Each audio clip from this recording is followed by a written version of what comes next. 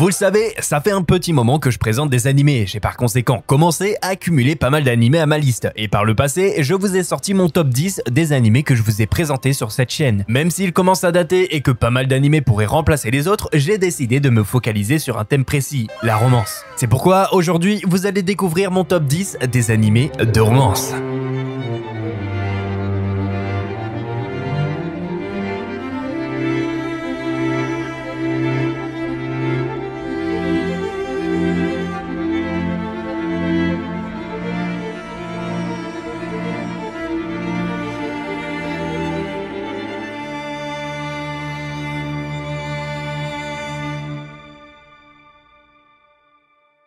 Top 1, il est clair et net que cet animé soit dans ce top 10 et surtout en première position. Cet animé m'a marqué et j'en ai d'ailleurs fait un hommage si cela vous intéresse. Dans un monde post-guerre où les cicatrices sont aussi bien physiques qu'émotionnelles, Violet Evergarden nous raconte l'histoire de Violet, une jeune femme qui a été autrefois une arme sur le champ de bataille, accompagnée d'un homme qui se nomme Gilberto, qu'elle idolâtrait profondément étant petite. Ayant qu'appris qu'à se battre et à suivre des ordres, Violet paraît réservée et dénuée d'émotions. Et la guerre étant finie, elle n'a donc pas le choix de chercher sa place dans un monde où les émotions sont parfois plus complexes que les batailles. Elle devient tout de même une poupée de souvenirs automatiques. Sa mission, aider les gens à exprimer leurs émotions à travers des lettres destinées à leurs proches. Elle n'a qu'une question en tête, qu'est-ce que le mot « je t'aime » signifie? À travers cette quête, Violet explore la puissance des mots et la manière dont ils façonnent nos vies. Chaque lettre qu'elle écrit pour les autres reflète les émotions profondes qu'elle ne parvient pas encore à saisir elle-même. Top 2 de Ancienne Magus Bride. Vous commencez à savoir que cet animé est pour moi trop sous-coté. C'est un animé qui suit l'histoire de Chise Hattori, une jeune fille orpheline, malheureuse et au pouvoir magique latent. Bon déjà, ça commence mal pour elle. Elle est achetée aux enchères par Elias Ainsworth, un mystérieux mage à tête de crâne. Ok, là j'avoue c'est chaud. Elle devient son mentor et l'introduit dans le monde de la magie, où elle découvre son propre potentiel magique. L'animé explore leurs relations, les mystères du monde magique et les nombreux êtres fantastiques qui le peuplent. Il aborde également des thèmes tels que l'acceptation de soi, la découverte de l'amour et la rédemption.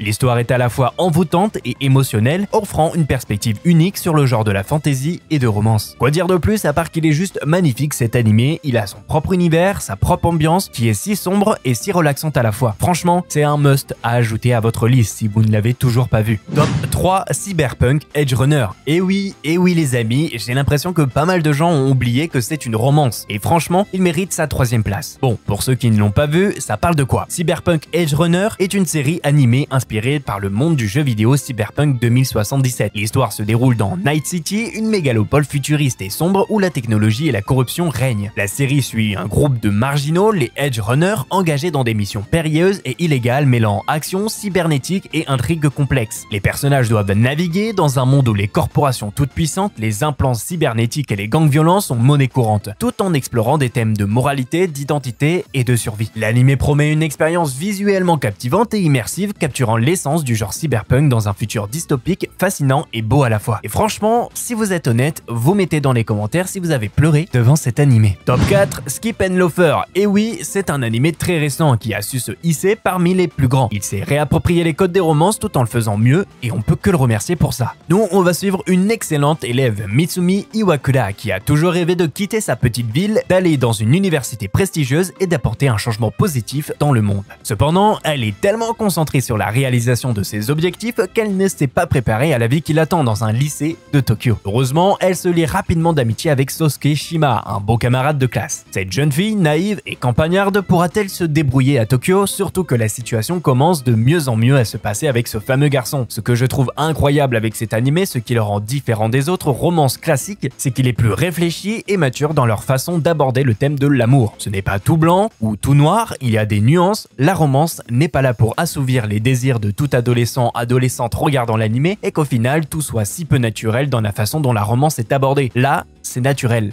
ce qui le rend plus authentique, plus réaliste. Voilà pourquoi il est dans le top 4, et l'animé qui le suit est sensiblement pareil dans la manière d'apporter le thème de la romance. Top 5, Horimiya. Et oui, quand on pense romance, Horimiya est bien évidemment la bienvenue dans ce top. Il a à peu près les mêmes critères que Skip and Loafer. Horimiya est une série basée sur le manga du même nom. L'histoire tourne autour de deux lycéens, Kyoko Hori, une élève modèle populaire, et Izumi Miyamura, un garçon timide aux apparences négligées. Ils cachent tous deux des facettes secrètes de leur personnalité. Après avoir découvert leur véritable véritable identité, ils développent une amitié inattendue qui évolue rapidement en une relation amoureuse. L'anime explore les thèmes de l'acceptation de soi, de l'amitié, de l'amour et de la croissance personnelle. Horimiya est une histoire douce et touchante qui montre que les gens sont bien plus complexes qu'ils ne laissent paraître à la surface. D'où le fait que l'anime est plus mature que les autres romances où tout est superficiel dans la forme. Là, les connexions humaines sont extraordinaires et réalistes. Top 6 apporte un vent frais parmi toutes les romances qui sont sorties ces 2 dernières années. Il se nomme My Happy Marriage. L'histoire se déroule pendant l'ère Meiji, une période de restauration au Japon au 19e siècle. Dans ce monde parallèle, les nobles possèdent des capacités surnaturelles et les mariages sont arrangés en fonction de ces dons et de leur potentiel à rapporter de l'argent et du prestige à leurs familles respectives. Mio, une jeune fille dépourvue de ce pouvoir surnaturel, subit une vie de servitude sous sa belle-mère abusive et de sa sœur cadette. À l'âge du mariage, Mio est contrainte d'épouser Kiyoka Kudo, un commandant réputé pour sa froideur. Cependant, elle découvre rapidement qu'il est bien plus doux et aimable qu'elle ne l'imaginait. Leur relation évolue lentement, brisant les préjugés sociaux et leur amour grandit. Ensemble, ils tentent de créer un mariage épanouissant malgré les oppositions de certaines familles, qui va, peut-être, engendrer des conflits. Top 7, My Love Story with Yamada-kun at level 999 est aussi agréablement très bon dans la manière de raconter la romance. Tout n'est pas trop embelli par le désir d'adolescente et finalement, il rejoint nos deux amis Skip Tolofer et Horimiya. Nous, on va suivre l'histoire de Akane Kinoshita qui s'est fait tromper par son petit ami suite à une liaison avec une autre femme rencontrée dans un jeu vidéo. Comme toute femme se faisant larguer par leur petit copain, elle décide d'évacuer toute sa haine et sa colère sur un jeu vidéo. Oui, je sais, c'est pas toutes les femmes. C'est alors qu'en combattant des monstres, Akane fait la rencontre d'Akito Yamada, un camarade de guilde, et elle décide de lui parler de ses problèmes IRL. Le problème, c'est que Yamada n'est vraiment, mais alors vraiment pas intéressé par ses problèmes. Il prend donc une décision simple, c'est de la renvoyer sèchement, mais un jour, alors qu'elle participe à un événement hors ligne, Akane revoit ce fameux Yamada. Comment vont-ils construire une histoire d'amour entre eux, avec une fille un peu hystérique et un gamer ne comprenant pas trop les relations humaines, bon le cliché type quoi, mais ça rend le personnage de Yamada assez marrant, ce qui amène à des situations très marrantes avec Akane. C'est alors que nous allons les suivre dans leurs histoires. Top 8, Koi to Uso ou Love and Lies, le concept est vraiment trop cool. Et ça va être une dystopie un tout petit peu gore, vous allez le voir. L'anime Koi to Uso nous plonge dans un futur proche où, à l'âge de 16 ans, la loi oblige les enfants à avoir une petite amie attribuée par le gouvernement. Cela crée de l'angoisse chez les jeunes car ils n'ont pas leur mot à dire dans leur choix de leur partenaire. Cette mesure vise à stimuler la natalité en raison de la baisse de population au Japon. L'histoire suit Yukari Nijima, un lycéen de 15 ans déjà amoureux d'une autre fille lorsque le gouvernement lui attribue une partenaire. Cette situation crée une tension entre le protagoniste et les deux filles. L'anime explore des questions profondes sur l'amour, la nature des sentiments et le conflit entre un destin artificiellement créé et des émotions authentiques. Les spectateurs sont invités à se demander si le personnage principal renoncera-t-il à ses sentiments amoureux pour se conformer à la loi ou s'il suivra son propre cœur. Pour en savoir plus, regardez Koi to Uso. Top 9,